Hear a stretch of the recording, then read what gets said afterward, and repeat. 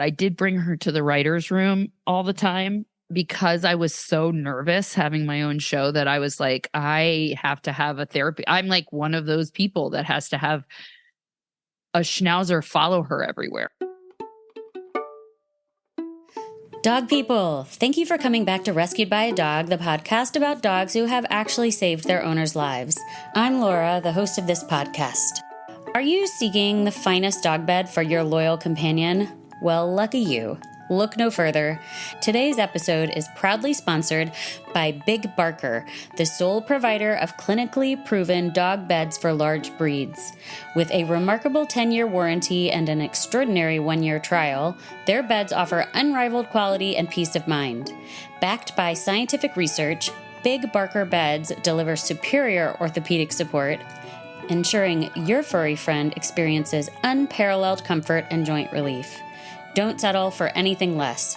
Visit their website, bigbarker.com today and treat your beloved pet to the ultimate sleeping experience. Big Barker is a trusted choice for discerning pet owners.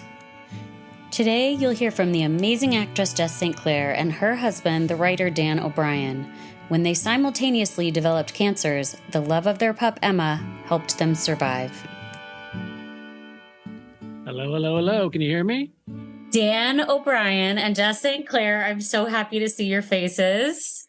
Hello, friend. Hello, my friend. So happy to see you, Laura. Thank you for having us. Yeah. Jess St. Clair, you make me laugh in everything that you're in. Oh, thank you. And Dan, I have been in awe of your writing since college. When I remember sophomore year, I remember reading something you wrote and being like, well, I thought I was a writer, but now I can't do this stuff. Please. Thank you. So thank you for coming on here to talk about your dog and how your dog has helped you through a lot of stuff. Yeah. Of course. Yeah. Sweet Emma. We missed her. We miss her every day. Emma P. Schnauzer. For some reason, we gave her a middle initial of P, but I'm not sure what that stood for. Yeah. And also, I named my character in Playing House after our dog. Oh, that's right. Yes. Oh. So what was so funny is one day she did come to set with me quite a bit in the very beginning before I had a baby. And you smuggled her in. I would smuggle her in and I would say that she was like on a show, even though she was like the rattiest rescue schnauzer ever. And when the characters would say Emma, when they would call my name, she'd be like, because she thought that she was being called. It was so cute. Oh my God. Yeah, that's how obsessed we are with it. I should say also our production company is named after her as well. We are called Schnauz House Productions. Schnauz House Productions. And I should say, we didn't, like Jessica said, we rescued her. We didn't know what she was. We thought she was just a kind of mutt or something. Because when we got her, she didn't really look like a schnauzer. She was, very skinny. She was two-toned. She was brown from like the waist down. Like light brown and then gray. And then like schnauzer gray from the waist up and very curly. So we thought she was a schnoodle. We thought she was perhaps part poodle, part schnauzer for a while. And then once she got healthy, she really looked like a schnauzer. But it wasn't until we ran into like 2 or 3 on different occasions, 2 or 3 schnauzer breeders who were like, oh no, this is a schnauzer. You have. I think we just like the name Schnoodle better. Schnoodle sounded funny. So it was kind of a bummer to have to accept it. But we used to say she was business in the front, party in the back when she was two-toned. She was two-toned. But eventually she just looked like a schnauzer. I mean, we never gave her the like classic schnauzer cut because I would cut her hair myself. That was always something to watch. Well, because she had the beard, and I've got a beard. So I felt like, I was responsible for keeping her beard in good shape. Also, Laura, why don't you tell them what you did on the eve of the birth of our child? Oh, so we already had, we adopted Emma, I think pretty soon after we moved to LA. So 2008. She was part of like a rescue thing that happened in our neighborhood, and we just found her that way. It's it's actually an organization that was called Perfect Pet Rescue. Perfect Pet Rescue, and it was a woman. I think they're still in business here in Los Angeles. They might be West Side Los Angeles, and she would go to the pound or whatever and collect mostly smaller dogs.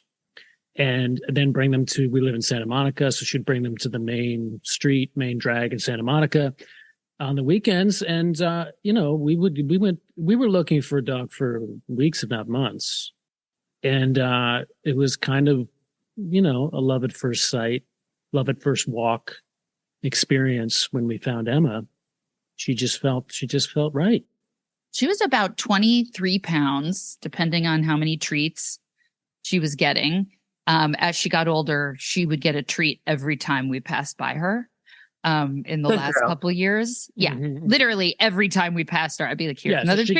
She got a little heavier. She was gray and white. She was, as soon as she lost her business in the front, party in the back, kind of fade. That was, I think, either she'd been out in the sun, or nutrition, or we're not sure, but she turned into a perfectly gray and white, salt and pepper, they say, schnauzer. And she was bigger than a mini and smaller than a regular size schnauzer, but we don't know where she came from, but we do know she was perfectly trained when she arrived. We had never had a dog before. We completely flipped out when we first got her. I was like, we had no idea how to take care of this animal. And she was completely never barked. Schnauzers bark all the time. She never barked. She put herself to bed at night. It was like she was just, at exactly 10 p.m. every night. Is that true? She would just kind of pad over to her bed and go to sleep. Yeah, she's very noble. And we were terrified, as Jess said. We were nervous about. And then they were one of those rescues that didn't check your house. They just we just wrote them a check for $200 and then just drove away with the dog. And I remember going to Petco, what do you get a dog? We were cat people growing up, so I really, quite frankly, I flipped out and I said, I don't know if I can do this, because Dan actually had to leave town first for a production, and I had to go shoot something, and I didn't know what to do. I had to smuggle this dog into the Paramount lot under a blanket. It was I really was smuggling the dog in, and I was so overwhelmed, and I didn't trust myself to be able to handle this. And a lot of people in my life were also like, you know what? You're just not a dog person. You just can't do it. And I was like, that's all I had to hear to be like, I'm not going to name names, but I was like, no, I'm going to do this. But I do remember the moment that I was she wasn't eating, and I was staying up all night when she was barking and all this. And I thought, forget it. I'm just going to bring her back to the rescue and say, I can't handle this. And we were sitting in a stoplight, and I looked over at her and she looked at me, and our eyes met. And I said, oh, fine. Yes, you're it. Yes, we're going to do this. We're going to do this, but I want you to know I don't know what I'm doing. And the rest was history. We had moved to LA probably a year before then, and it had been a really hard year. Moving to LA is so from New York City. Yeah. Hard. It's a different country. I was just crying all the time in Target parking lots. And the biggest shock from New York to LA is suddenly you're just not around people so much. You can feel so much more isolated in LA.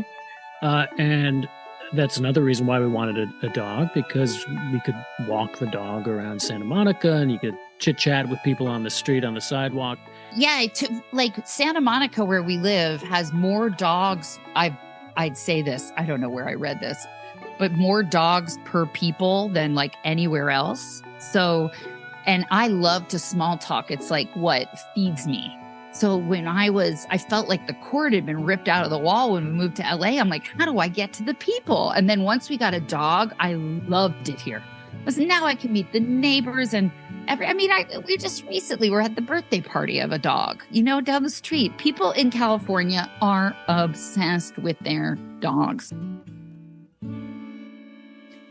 And then we had our first and only child in 2013. So Emma was, and we weren't sure how old Emma was when we adopted her. We were told maybe she was a year old, maybe she was 2 or 3, somewhere in that range. But what did you do with the schnauzer clippers? So I'm getting to that.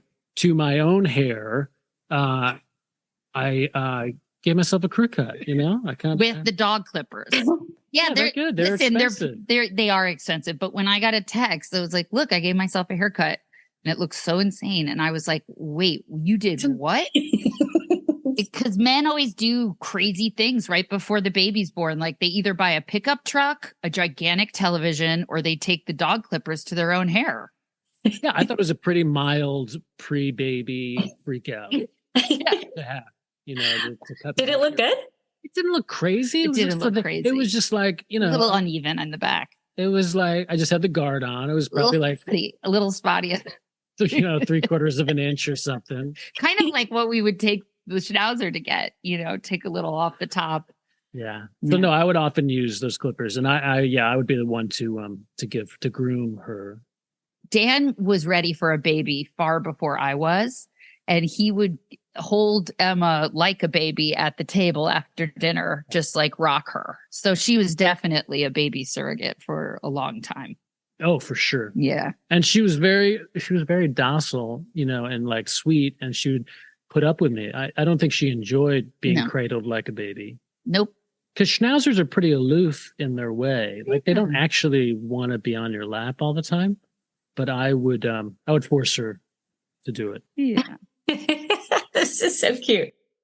I did very clearly remember right away how comfortable she was just laying down, putting her head in Jessica's lap. But as a writer, I'm home a lot. So I'm like the perfect dog owner. Like you can't be a writer in California without a dog, maybe a writer anywhere. Like you need to have a dog because it gets you out of the house. They sit next to you while you write. They're homebodies like you are. So for me, it was just, right away, she just kind of clicked with me. You are like, I would walk her, 4 or 5 times a day. Anytime I got stuck when I was writing or felt fatigued or bored by what I was writing, I'd take her out for a walk. So, I always you're like a human schnauzer. Dan is the epitome of the schnauzer breed. Well, no, I was embarrassed about that because I am, like when you pass people on the street and you're like, oh, that woman looked just like a Cavalier King Charles Spaniel.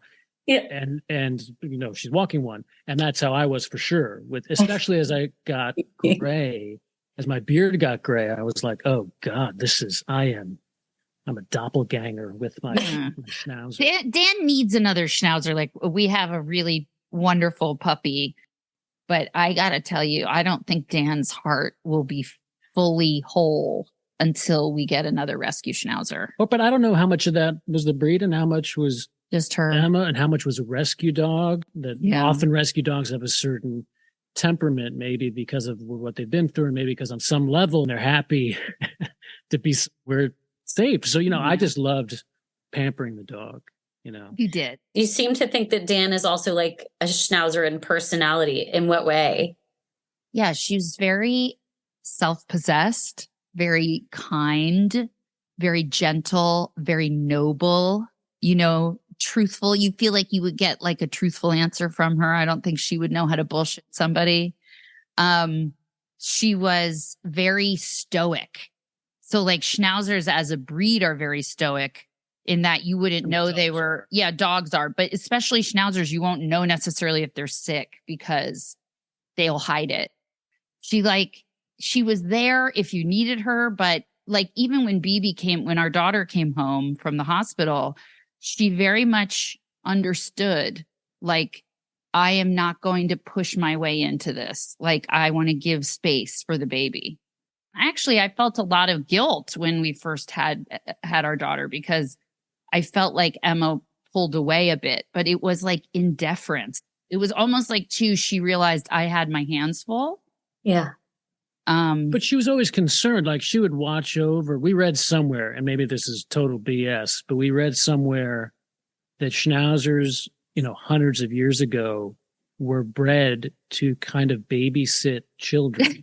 Like in the Middle Ages. To watch over like toddlers in the Middle Ages. Somewhere in Saxony or something. They were like nannies. When the parents would go, the serfs would go like hit the fields. They would stay back and watch the kids. And she had that. She never seemed like anxious, but she would kind of watch the situation.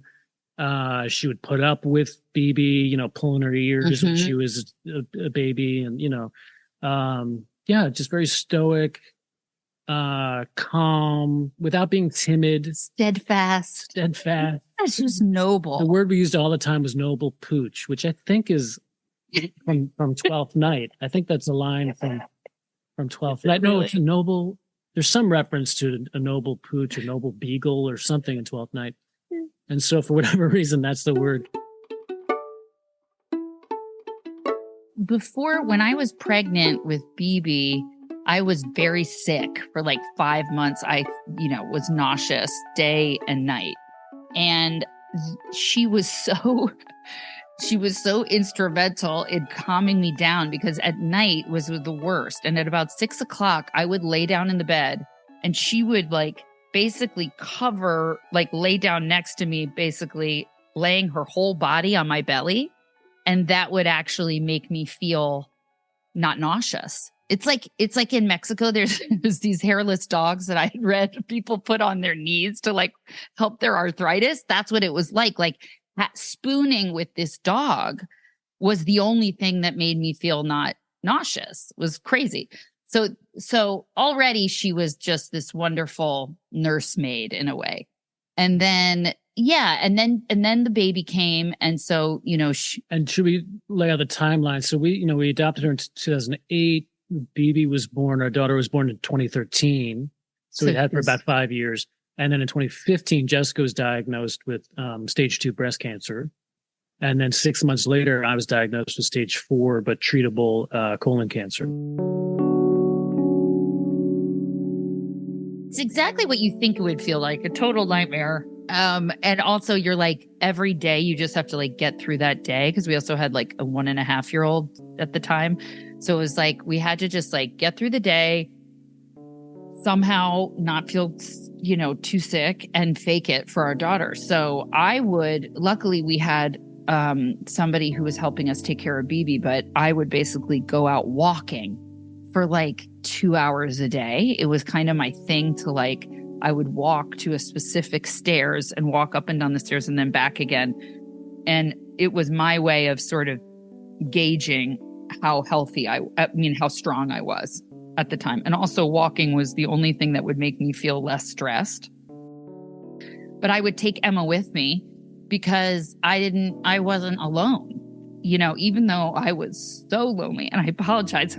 It's amazing. I don't cry at anything anymore because I'm probably a little dead inside. But when you bring up Emma, I'm gone.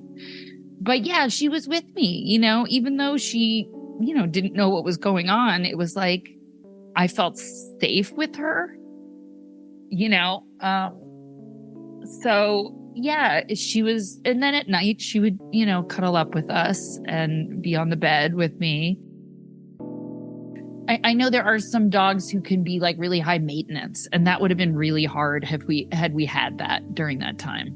But she just was there when you needed her, and when you needed space, she was happy to be. You just had a sense with her. Again, I don't know if it's the schnauzerness of her, but you just had a sense with her that she that she had a kind of telepathic connection. Now we really seem like we're from California. No, but you felt like she had a soulful aura about her. But on the other hand, I would say for my part, you didn't have to worry about the complications of a human relationship when you're sick.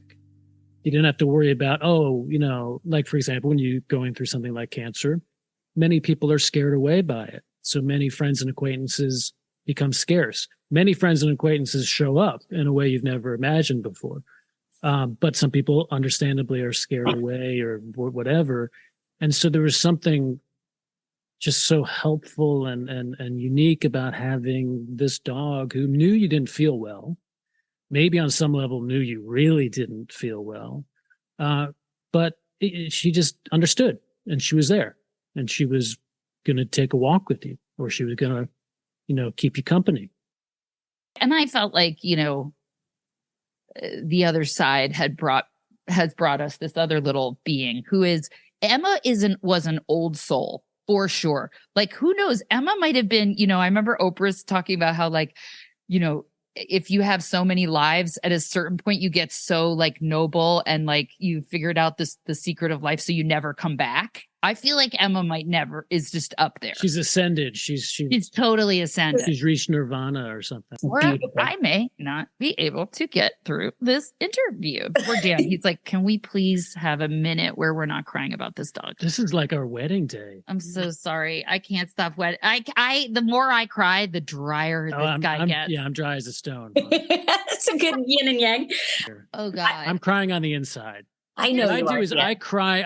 I if she cries now, I get very stoic, and then like 5 days later, I cry alone. Like a schnauzer. Emma wasn't taking the center stage crying. She was helping me cry. Tell me what it was like then to be in the next phase where you found out Dan was sick too. Wasn't the most fun we'd ever had. It was.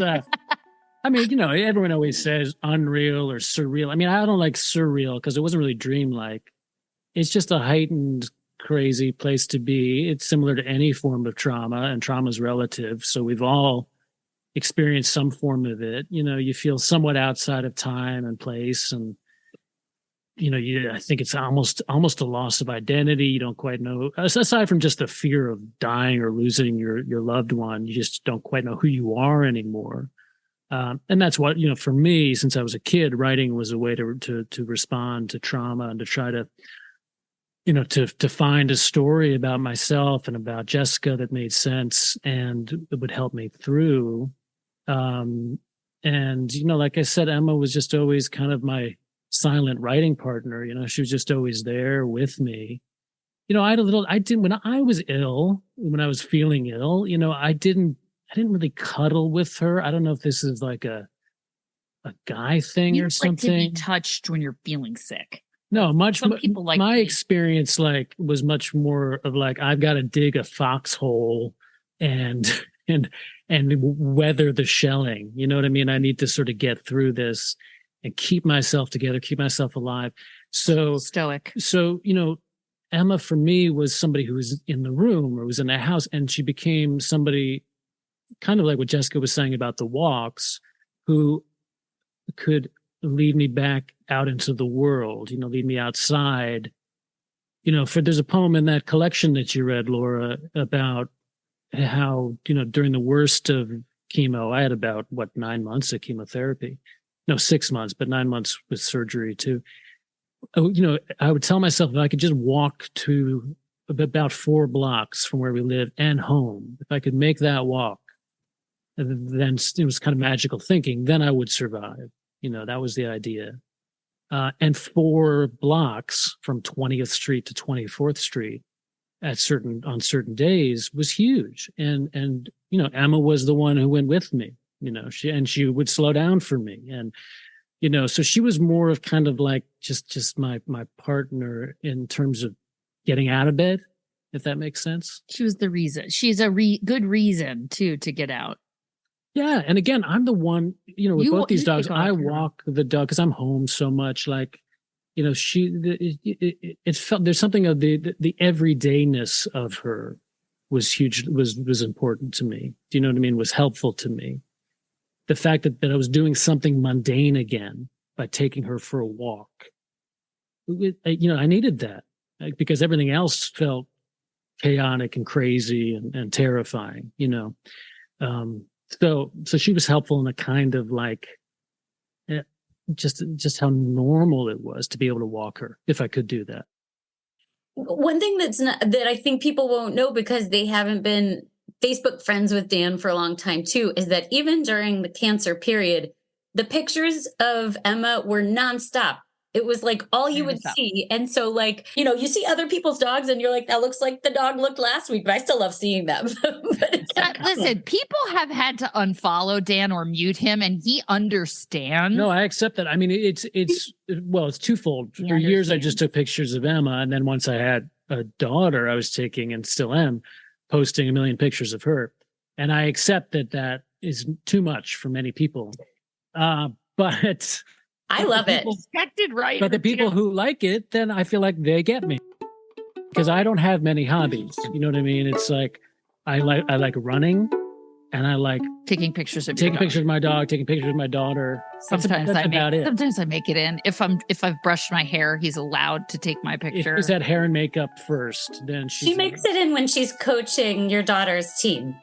Yeah, that's because half of my face is hidden. And if it's a bad shot of my butt, it's not allowed. It's nixed. Oh, yeah. Nixed. Cut. When you finished, like you both realized you were going to come out of this, you were going to be okay. Was your bond with her different than it had been before your cancers?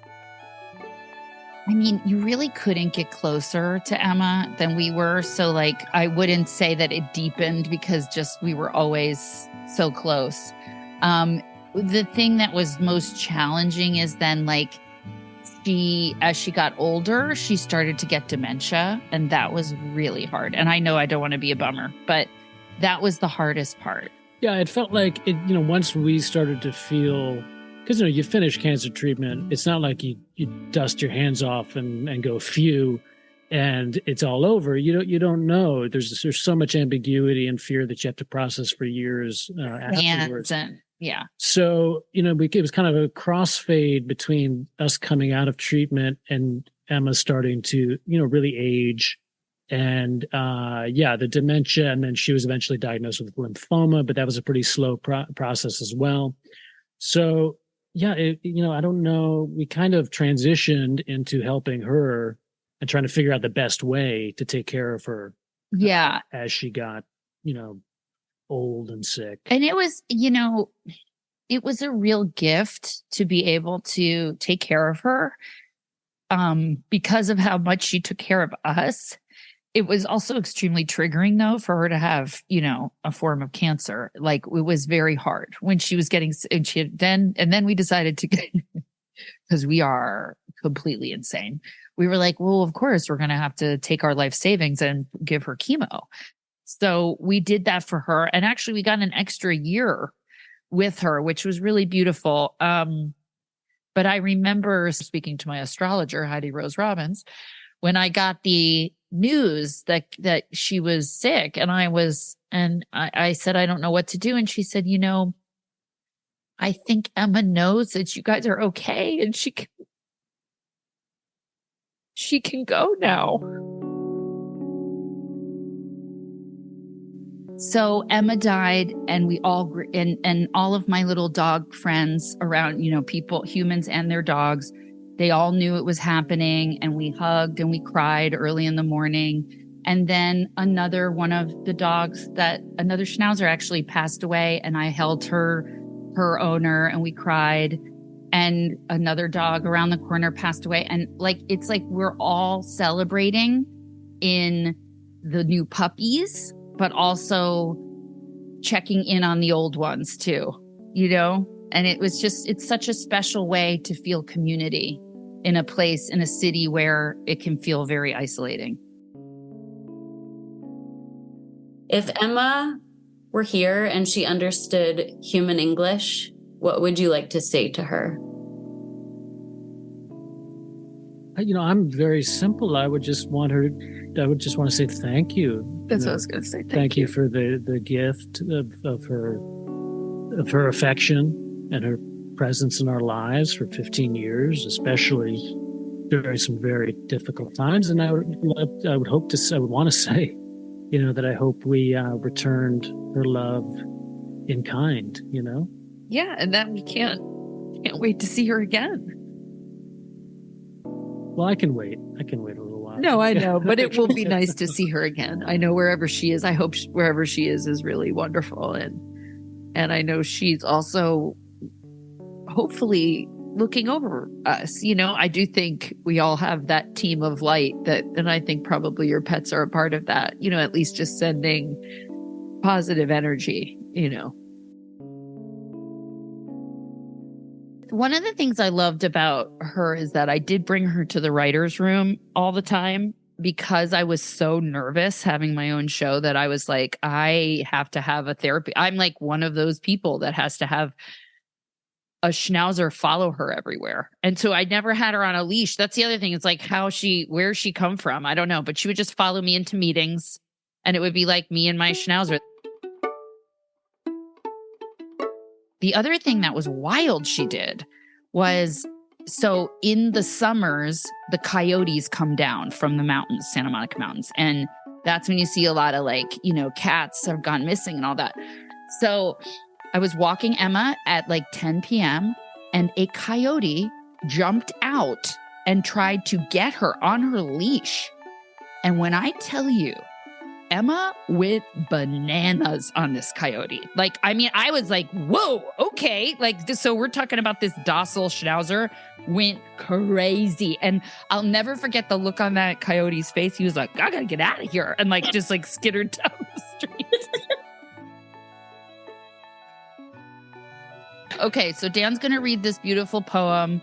Is this going to be too much of a downer? No, it's beautiful. When I posted this on Instagram, like, I got so many, like, thousands of DMs that just said, oh my God, why? I have to not go to work now. So enjoy this, okay? So yeah, this is from a book that's coming out in September called Survivor's Notebook. And it's all prose poems. So they're kind of more like little dramatic monologues or little stories than what many people would think of as like a poem, the conventional poem. And this is just called The Dog. We had a good run. We found her 14 years ago when she was 1 or 3. We heard both. We knew nothing of her existence before us, though she'd cock an ear apprehendingly at Spanish. We babied her because we lacked a baby then. I walked her everywhere, cut her hair. She licked herself while I wrote. Last summer, I noticed her slowing down, trembling, blind and deaf, or nearly lost. The diagnosis was lymphoma, which disturbed us. Is it the house? Why are we still living here? We opted for chemotherapy, which we could not afford really, because how could we not?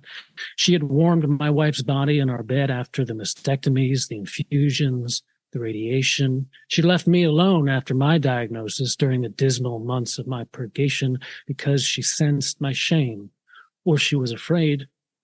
And here we are.